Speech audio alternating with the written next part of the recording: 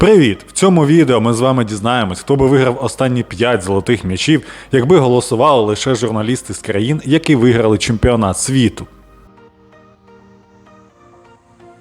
Цікаво? Погоджуюсь. Адже врешті-решт, хто як не вони мають розбиратись у футболі. Хочете відразу до результатів? Тоді заходьте в опис цього відео і натискайте відповідну часову мітку, бо зараз тут буде досить тривалий ліричний відступ. А справа в тому, що минуле своє відео про золотий м'яч, в якому ми з'ясовували, як би змінились переможці останніх 5 золотих м'ячів, якби обирали лише журналісти з топ-5 ліг, я починав з того, що Мессі точно не виграє FIFA The Best 2023 року, і усім футбольним інтернет-воїнам вдасться трохи видихнути. Ну що ж, я помилився, але якби ж це було найбільшою проблемою, є як мінімум 4 причини, чому це голосування за FIFA The Best дуже засмучує. Причина перша. Бог з ним, з тими вболівальниками, але що не так з капітанами? Чому Кейн, Бапе, Ван Дейк, Модріч, Салах, Левандовський, Робертсон, Феде Вальверде, Пульшич, Джака, Донарума, Очоа, Облак, Ремзі і навіть Андрій Ярмоленко ставлять Мессі на перше місце в сезоні, в якому в нього вже якби не було козиря у вигляді тріумфу на чемпіонаті світу. Холланд у 23-му році виграв требл. Це ж ніби вагоміше, ніж чемпіонат Франції та Кубок Ліг Мексики та США. З відомих футболістів-капітанів Ерлінга на перше місце поставили лише Каземіро, Алаба та Гюндоган. Що це взагалі таке? Як взагалі Мессі першим обрали мадридіста, Вальверде та Модріч? Невже Ван Дейк не тримає образи за 2019 і тому теж обрав Мессі? А що ж Роберт Левандовський? Невже змирився з тим, що Мессі найкращий?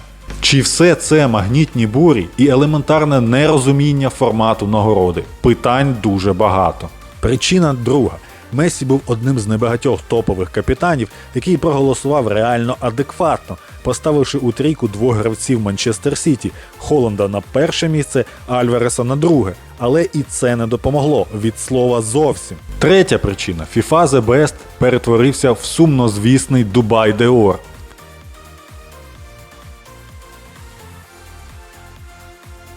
Тому на церемонію нагородження не приїхав жоден з основних претендентів, включаючи переможця. Власне, сам Мессі не опублікував жодного поста про FIFA The Best у соціальних мережах.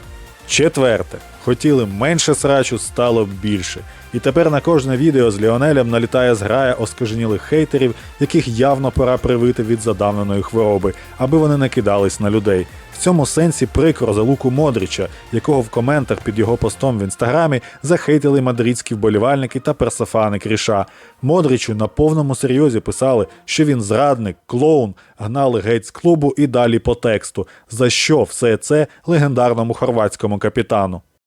Це був досить довгий ліричний відступ, з яким ви можете погоджуватись, не погоджуватись, шукати тут якусь змову, але, як на мене, моралі в цій історії 2.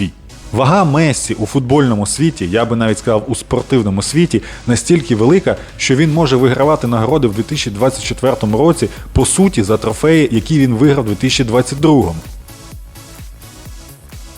Звучить справді трешово, але, як на мене, це досить сильно нагадує ситуацію, коли в університеті ти спочатку працюєш на гарні оцінки в заліковці, а потім гарні оцінки в заліковці працюють на тебе. А друга мораль у тому, що якщо тренери якось стежать за футболом, то більшість капітанів, себто футболістів, мабуть, взагалі футбол дивляться лише, коли рубляться в PlayStation чи катають двосторонки на тренуваннях. Не хочеться називати їх тупими. Але який Мессі в 24-му році? Камон! Може, краще б вони більше взагалі не голосували, а то ще Роналду виберуть наступного разу. А тепер до справи. Отже, якби голосували лише журналісти з країн, чиї збірні виграли чемпіонат світу, то в 2018 році золотий м'яч дістався би Грізману, а не Модріч. У нашому голосуванні Грізі би випередив Луку 38 на 32 бали, а решта претендентів опинились би далеко позаду. У 2019 році все не так однозначно. В нашій версії голосування виграв би Ван Дейк – 34 бали у голландця та 32 бали у Мессі. Але симптоматично, що Мессі на перше місце поставили всі латиноамериканські журналісти. Натомість в Європі найвищі 6 балів йому не дав жоден журналіст з топ-країн. Отаку от маємо полярність, а решта претендентів, як і минулого разу, досить сильно відстали від двійки лідерів.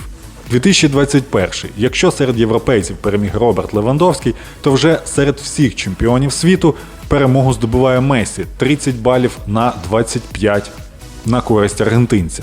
Не так далеко, щоправда, від поляка тут відстають Бензема та Жоржіньо. 2022. Тут навіть не зупинятимусь. Бензема так Бензема. 2023. Месі на перше місце поставили журналісти з Англії, Італії, Німеччини, Бразилії, Уругваю, Аргентини та Іспанії. Холланда визнали лише у Франції. Як результат, шалена перевага аргентинця – 45 балів на 28. А Мбаппе прям дуже близько – 27 балів. Отака от картина цього разу. В цій версії голосування переможець золотого м'яча в період з 2018 по 2023 рік змінився би двічі. Висновки робіть самі.